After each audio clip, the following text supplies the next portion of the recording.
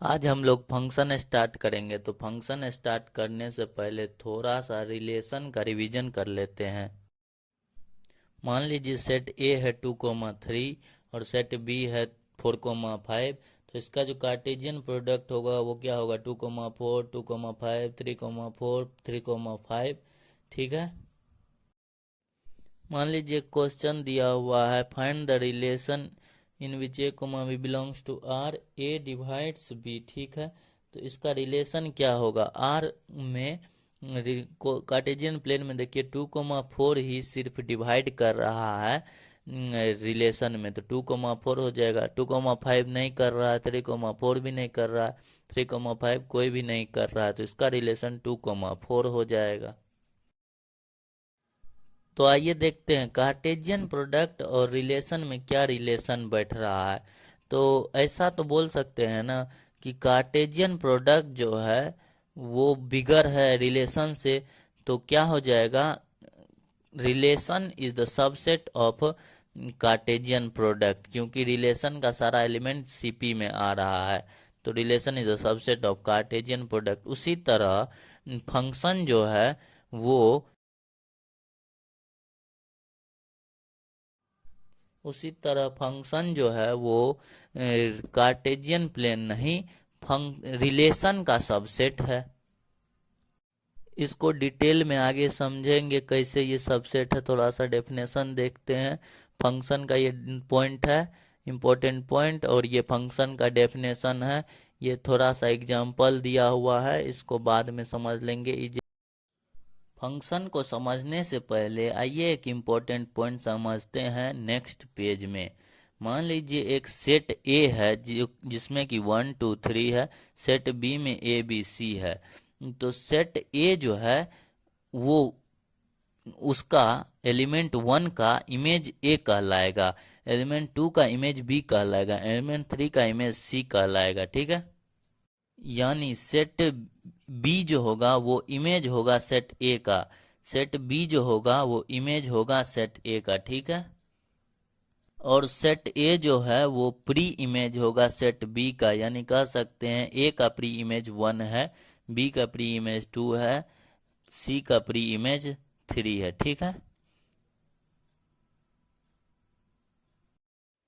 आइए एक चीज और समझते हैं। जैसे 1 का ए इमेज है और 2 का भी ए इमेज है, तो दो एलिमेंट सेट ए का एक इमेज हो सकता है।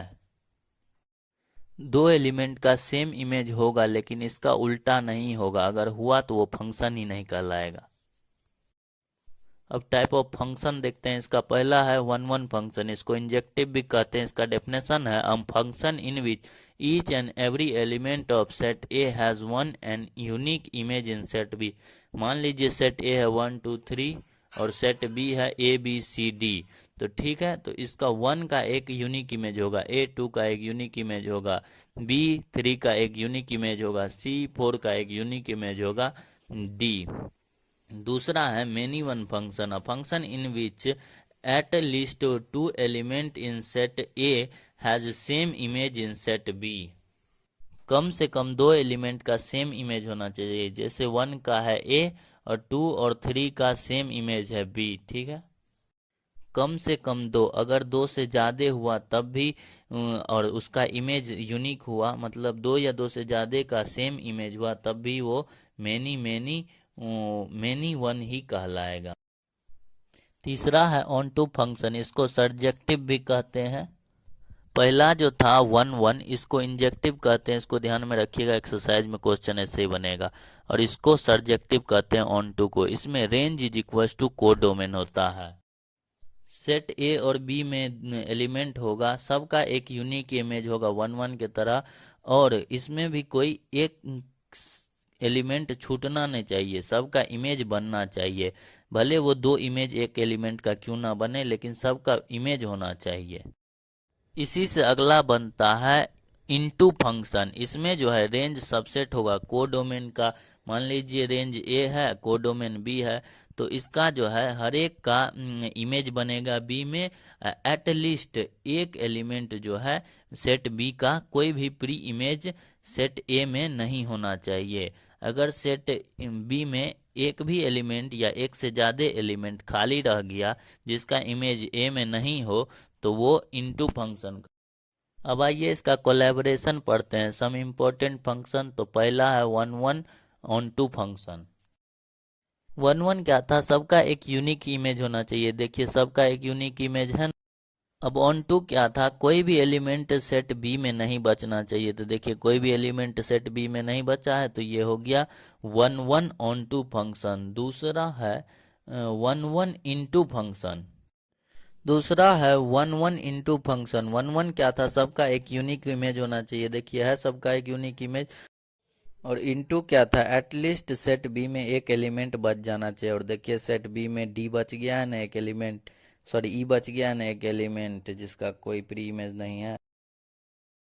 तीसरा है many one on to function. इसमें क्या था मेनी वन में कि दो या दो से ज़्यादा एलिमेंट का सेम इमेज होना चाहिए। देखिए वन और टू का सेम इमेज है ए। और ऑन टू क्या था कि कोई भी सेट एलिमेंट बी में सेट बी में कोई भी एलिमेंट बचना चाहिए। देखिए नहीं बचा है तो ये one one on to many one on to function कहलाएगा। चौथा है many one into function. Many one क्या है, दो या दो से अधिक एलिमेंट का सेम इमेज बनना चाहिए। वन और टू का सेम इमेज बन रहा है ए। और इंटू क्या था कि एटलीस्ट एक एलिमेंट छूट जाना चाहिए सेट बी में। तो देखिए डी छूट रहा है ना सेट बी में, तो ये मेनी वन ऑन टू है।